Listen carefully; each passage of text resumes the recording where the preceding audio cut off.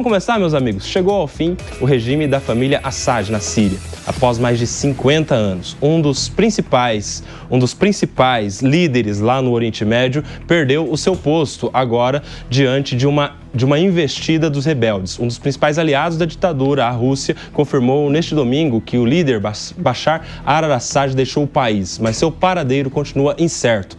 Vale lembrar que a guerra civil síria começou há 13 anos e já deixou mais de 300 mil civis mortos e milhões de deslocados. Este é o assunto deste domingo no mundo todo, Diogo da Luz. Você está acompanhando de perto isso daí? Estava acompanhando seus comentários, inclusive no Jornal da Manhã, sobre isso. Muitos especialistas estão repercutindo como é que isso aconteceu e, a partir daqui, quais são os próximos passos e, de alguma maneira, isso vai mexer com a geopolítica ali na região do Oriente Médio, não é verdade? Sem dúvida, das guerras civis mais violentas que a gente já viu, né? Mais de 300 mil, alguns dizem que já chegam em 400 mil pessoas mortas nesses anos. E o curioso é que, ao cair o Bashar al-Assad, logo em seguida veio o primeiro-ministro dando boas-vindas ao novo governo escolhido pela população, que na realidade não foi exatamente a população quem escolheu, né?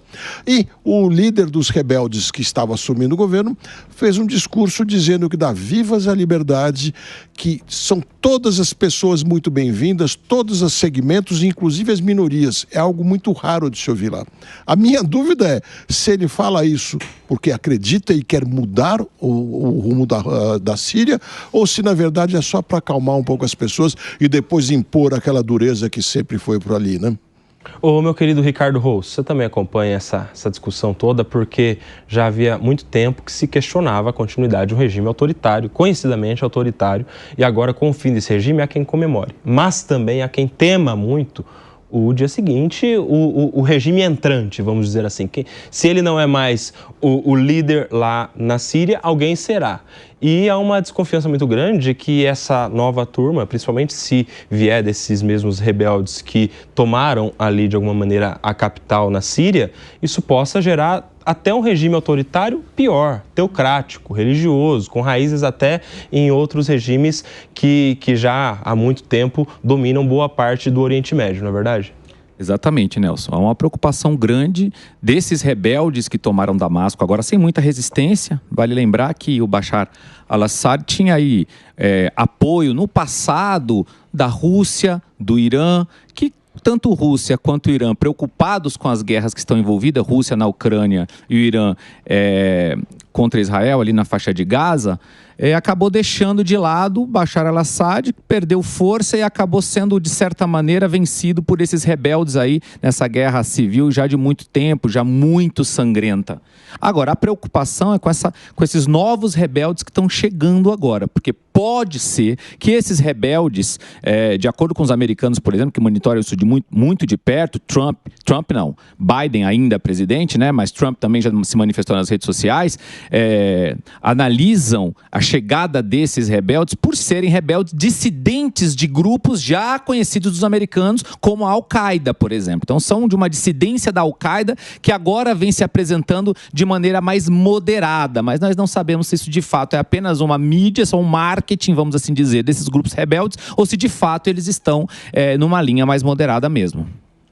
Para a gente entender melhor todo esse cenário, a gente recebe agora no Tá na Roda o nosso amigo aqui, já participou tantas vezes conosco da Jovem Pan, o professor Danilo Porfírio. Ele que é professor titular de Relações Internacionais da Uniceub e do IDB. Danilo Porfírio chegando no Tá na Roda nesse domingo. Professor Danilo, que prazer te receber para nos ajudar a entender este que é um assunto que hoje toma a mídia no mundo todo. Boa tarde, bem-vindo. Boa tarde, Kobayashi. É uma satisfação. E saúdo também os colegas que estão aí acompanhando você. Danilo, para a gente fatiar essa história toda, eu acho que vale a pena um panorama geral, inicial, para a gente entender o que significa a queda de Assad. Primeiro, qual é a sua postura, as características da sua liderança, de onde ele vem, há quanto tempo já está lá, enfim, e como é que chegamos nessa situação atual, professor? Bom, nós temos que lembrar que a Síria, desde a década de 60, final da década de 60, está sob a gestão de uma ditadura, o domínio de uma ditadura familiar, que é a ditadura Assad. né, Assad. Começou com o pai dele, né, Assad, e com a morte do pai, o Bashar assumiu, vamos dizer aí, a presidência da Síria. Então esse é o primeiro ponto. Trata-se de uma ditadura que surge em função, lá atrás, também de um golpe de Estado.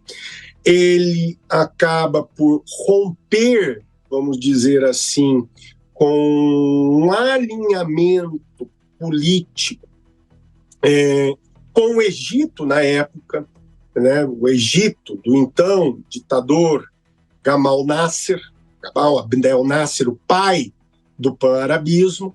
E nós vamos ver que essa ditadura, esse regime ditatorial, ele tem um alinhamento com um movimento religioso. É um movimento religioso com, vamos dizer assim, com uma forte influência xiita, que é o movimento alauíta. Eles acreditam na ideia do imamado, do imã oculto, que no final dos tempos um grande imã virá conduzir, né, a nação para a salvação, para a redenção, para o caminho da virtude. E a família Assad é vista entre os alauítas, era vista entre os alauítas, como uma família com vocação imânica. Tanto que o templo, ou melhor dizendo, o mausoléu do Assad pai, é um verdadeiro templo de culto, né, a essa vocação religiosa entre os alauítas, né? Então, essa é a primeira questão. Isso reforça a ideia que a Síria, neste momento, tem um alinhamento com os seus vizinhos também, de maioria xiita. Então, uma aproximação com o Irã, uma aproximação com o Líbano e com o Hezbollah, e com o fim do regime Saddam Hussein, uma aproximação com o Iraque, já que a maioria populacional do Iraque também é árabe xiita. Então, o que acontece? Com essa queda, Kobayashi, do regime Assad, Bashar al-Assad, nós estamos, na verdade, vendo um refluxo na condição de potência regional do Irã. Sai como grande perdedor nessa história o Irã, porque desde o colapso do ISIS, Estado Islâmico do Iraque e do Levante, e do quê? E da saída dos americanos do Iraque, o Irã ele se consolida como a maior liderança regional, junto com a Arábia Saudita, no mundo árabe, no Oriente Médio ali, tendo um predomínio, uma grande influência naquilo que nós chamamos de arco xiita, Iraque, Síria e Líbano. E agora, com o colapso do regime Bashar al-Assad, o Irã perde um significativo aliado e um significativo espaço de influência política. Ô, professor Danilo, e agora há uma grande preocupação sobre os próximos dias, né? O fato é que o regime está caindo, mas é um regime sainte. E o regime entrante? Qual é a expectativa agora? Quem é que assume e o que esperar de quem vier assumir o governo, o comando da Síria? Ótimo. O Kobayashi, a gente tem que entender a Síria a partir de 2011, para entender o que vai acontecer agora. Nós temos que lembrar que em 2011 temos um marco significativo, que é a Primavera Árabe. Foi um movimento de insurgência, um movimento de levante das populações árabes no norte da África e no Oriente Médio. Foi um verdadeiro rastilho de pólvora, pegando Tunísia, Líbia, Egito, Jordânia, que conseguiu conduzir muito bem. A Arábia Saudita brecou o movimento de imediato, soltando dinheiro para a população, e atingiu também a Síria, o Iêmen também, Bahrein, Iêmen. Veja a situação até hoje como está. E o que acontece? Com a Primavera Árabe, que foi inicialmente encampada por um movimento político chamado Irmandade Muçulmana. A gente já falou por diversas vezes da Irmandade Muçulmana, porque o Hamas é um braço palestino da Irmandade Muçulmana. Quem foi a grande liderança da Primavera Árabe foi a Irmandade Muçulmana. Tanto que o primeiro presidente do Egito, fora, né, depois da queda da ditadura Hosni Mubarak, foi o quê? O presidente Morsi, que era uma liderança da Irmandade Muçulmana, que logo após caiu num golpe de Estado impetrado pelos militares, liderados agora pelo então presidente Sisi, né? O presidente Sisi. Mas voltando à Síria, ela está hoje, desde a Primavera Árabe para cá, ela está fragmentada. A Irmandade perde protagonismo na liderança das insurgências na Síria e outros movimentos ali tomam, né, o protagonismo, e hoje a Síria está, até então, até a provável queda do regime, a Síria estava fragmentada, ela estava organizada num verdadeiro mosaico. No norte da Síria, um movimento chamado Frente Democrática ou Frente pela Liberdade da Síria, ou Aliança pela Liberdade da Síria, depois mudou para Frente Democrática, composta por componentes da Irmandade Muçulmana, curdos, liberais, sunitas insatisfeitos, xiitas insatisfeitos, ou seja, há uma amálgama de pessoas ali que se unem em torno da causa anti-Assad. E, do outro ponto, nós vamos ver o quê? Que, entre 2014 e 2017, dois grandes movimentos, Kobayashi, se unem. Um no Iraque e outro da Síria. No Iraque, um movimento chamado ISI, Estado Islâmico do Iraque, liderado pelo discípulo do líder do Al-Qaeda iraquiano, Abu Azar-Qawi, que dizia que o seu discípulo era radical, olha o nível, que é o Abu Bakr al-Baghdadi ou Dr. Ibrahim, que se une com um movimento na Síria chamado movimento Al-Nusra, que é uma junção de forças também insurgentes, wahhabitas, sunitas wahhabitas, fundamentalistas radicais, e mais uma corrente sufi radical, esse Al-Nusra. Então, esses dois movimentos se unem e criam, e surge o ISIS, Estado Islâmico do Iraque e do Levante, que é o nome dado à Síria em árabe. O que acontece? Em 2017, esse então califado, que propaga uma ideia de jihadismo cósmico, com ações no mundo inteiro, contra a Rússia, contra a França, contra os Estados Unidos, contra a Inglaterra, ela, por uma coalizão entre Hezbollah, libanês, Rússia, aliada de Bashar al-Assad, e Irã, agem contra o ISIS na Síria, enquanto os Estados Unidos agem contra o ISIS no Iraque. Isso faz com que o movimento, em 2017, seja considerado ferido de morte. Agora, o que nós vemos, em função desse processo de enfraquecimento das forças avalizadoras do regime, que o quê? Movimentos que o quê? Subsistiram ao ISIS, que é o Hayat Tahrir al-Sham, movimento de liberdade do Levante, que é um movimento o quê? Que surge desse movimento sírio do ISIS, al-Nusra, né? E aí o quê? Assume esse protagonismo diante do enfraquecimento dos apoios dos aliados, de uma forma extraordinária, eu digo, quanto ao tempo. Eles foram muito rápidos. Eles agora o quê? Retomam o controle daquilo que outrora era da Síria e agem de uma forma ousada, ocupando Damasco. Então, o meu temor é o ressurgimento de uma ideia aí de califado sunita wahhabita ao modelo do ISIS. O professor Danilo, para a gente traduzir, né, essa situação toda, eu ouvi algumas análises que temem, inclusive, pela saída de um regime autoritário secular, se a gente pode dizer assim, e agora que pode gerar a entrada de um movimento autoritário, teocrático, inclusive, e correlacionado com outros polos da mesma espécie ali na região. É mais ou menos isso, se a gente está entendendo bem? Essa é a preocupação. Fundamentalista, inclusive, não é isso? Eu quero que você lembre, como os colegas lembrem, a questão de 2016, de filmes que passavam na internet de agentes do ISIS degolando opositores. Nossa. Betumando pessoas que divergiam ideologicamente, religiosamente, e crucificavam e botavam o quê? Botavam fogo.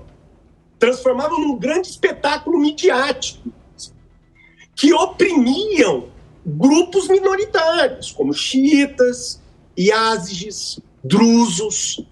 Mas não é simplesmente uma exclusão, é perseguição de vida e morte. Sem contar que esses movimentos gostam de trabalhar com a internet na captação de soldados solitários. Inclusive no Ocidente. Inclusive no Ocidente, não é isso? Às vezes até por aqui alguém às vezes aparece sendo cooptado de alguma maneira para essas correntes.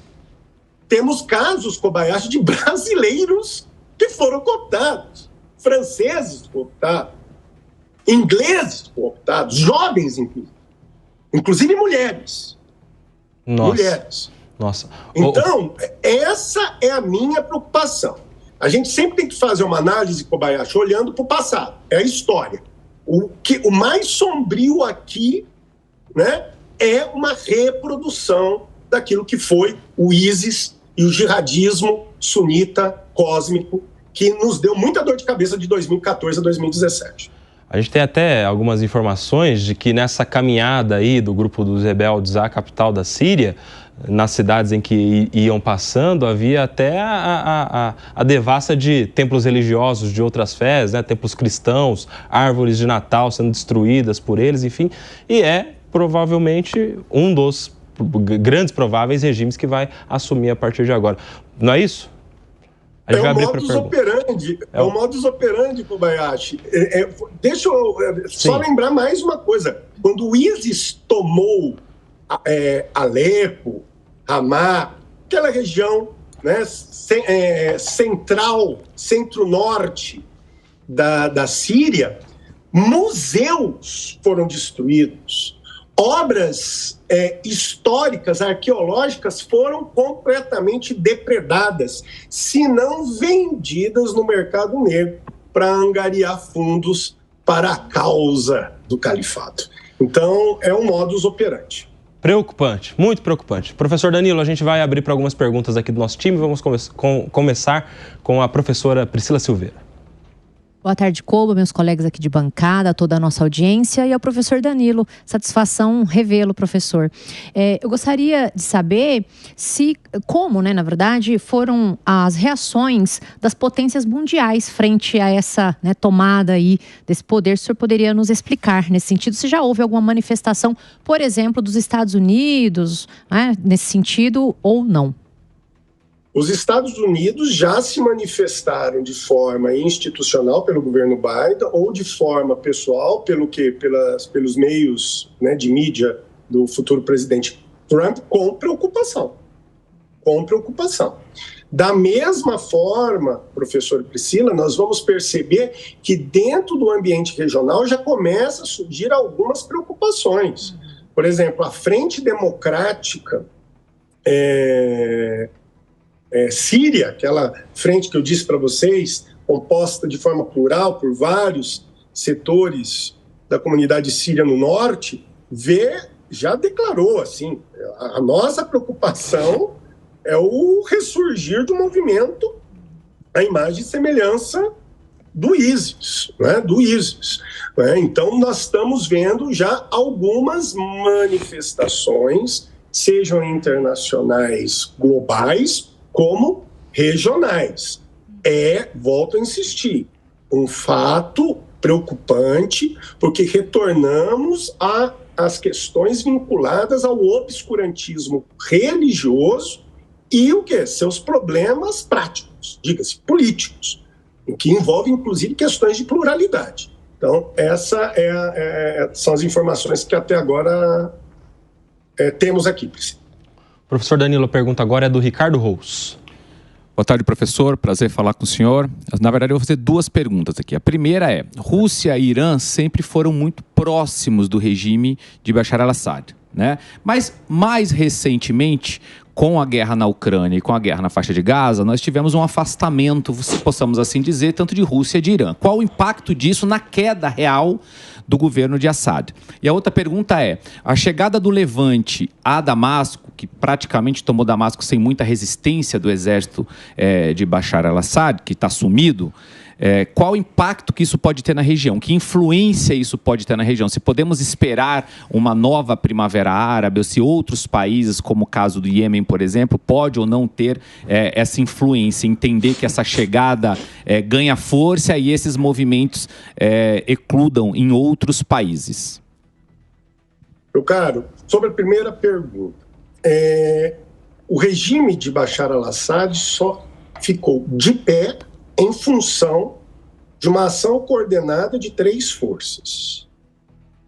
Essas forças são Rússia, que tinha um interesse estratégico de acesso a mares quentes, ou seja, ao Mediterrâneo. Ele tem uma base naval na Síria, então era imprescindível manter o regime para manter os interesses da Rússia na região e, obviamente, manter do outro lado o protagonismo regional do Irã.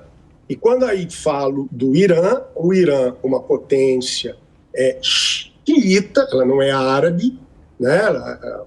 O Irã etnicamente está ligado aos persas, mas é a principal referência do xiismo político, antagônico ao sunismo político, no qual a principal expressão é a Arábia Saudita. Então, o Irã tinha interesse em manter o regime para se firmar como uma potência regional.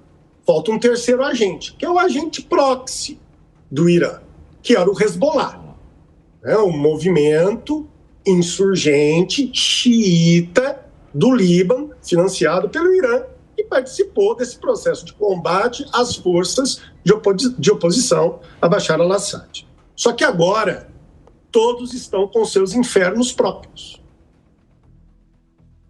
A Rússia tem um problema a ser resolvido grave, que é uma questão de disputas territoriais no seu quintal, diga-se Ucrânia. Um impasse que já vai o quê?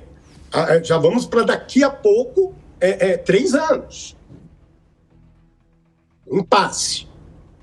Do outro lado, nós temos a questão de um recuo de influência política, de ação política do Irã. O Irã, que teve participação na ação do Hamas, suas lideranças devem o quê? Se arrepender até o último fio de cabelo em ter o quê? Em buscar a desestabilização de Israel e acabar o quê? Bebendo do seu próprio fel. A desestabilização, o processo de instabilidade foi sofrido pelo Irã e seus aliados. Hoje o Hezbollah tem que recorrer às suas forças, vamos dizer, se remobilizar para lutar contra a ação israelense no sul do Líbano. Então, a Síria foi deixada para trás. E o Irã está na mira de Israel, como já vimos mais de uma vez, ataques aéreos contra Israel e assassinatos de lideranças do Hamas que estavam no Irã por Israel, em território iraniano. Então, Israel tem na sua marca de tiro o Irã. Então, o Irã está numa situação onde ele está revendo os seus, vamos dizer aí, as suas forças, remanejando as suas forças no intuito de confrontar-se com o mal maior. E, nesse sentido, quem paga é o quê? É o regime que estava sendo afiançado. Então, Bashar cai em função disso. Sobre a perspectiva regional, nós vamos ter aqui o quê? Preocupações de o quê? De que essas forças que tomam agora a Síria, volto a insistir, Hayat Tahrir al-Sham, Movimento de Liberdade do Levante, possa restaurar uma lógica de califado, de um discurso de política tradicionalista, de restauração do califado islâmico, mas sobre uma lógica fundamentalista, o Wahhabita. O Wahhabita é uma vertente sunita saudita ultra-radical. E o ISIS assim era, e esse movimento assim era. Então isso pode também gerar uma instabilidade em fronteiras, como a precária democracia do Iraque, como as questões curdas que constantemente reivindicam uma autonomia política, e esses tensionamentos entre turcos sírios e esse novo regime teocrático pode repercutir nas fronteiras da Turquia. Quanto ao Iêmen, devemos lembrar, o movimento de insurgência Houthi é xiita, ele é braço proxy do Irã. Então, ele não tem nenhuma ligação com esse movimento em ascensão na Síria. Professor Danilo, para a gente fechar, há uma grande preocupação dos reflexos agora desse novo regime que vai se instalar na Síria, dos reflexos disso no conflito que Israel tem tido já há muito tempo agora, mais de um ano na faixa de Gaza, né, desde daquele atentado terrorista de outubro do ano passado e até mesmo com ali aquele conflito que se estabeleceu há algum tempo ao norte, no Líbano, contra o Hezbollah. Qual é o impacto agora de um novo governo, um novo poder na Síria, principalmente se for esse o que a gente está aguardando que tome o poder, lá nos conflitos de Israel? Esse movimento, em princípio, não é, ao meu ver, Kobayashi, uma ameaça imediata contra Israel. Aliás, Israel deverá observar que um regime anti-israelense cai e retira espaço de ação em favor do Hezbollah e em favor do Irã. Esse movimento tomando o poder tem seus o quê? Próprios problemas de consolidação. Então não seria interessante, né, trazer Israel para um tensionamento ou um conflito, pelo menos a curto ou a médio prazo. Volto a insistir. A ascensão desse movimento é um problema sério a ser enfrentado pelo Irã. O Irã contou em 7 de outubro em tomar certas circunstâncias para se fortalecer como potência e gradualmente agora se vê enfraquecido, apequenado pelos seus graves erros de cálculo.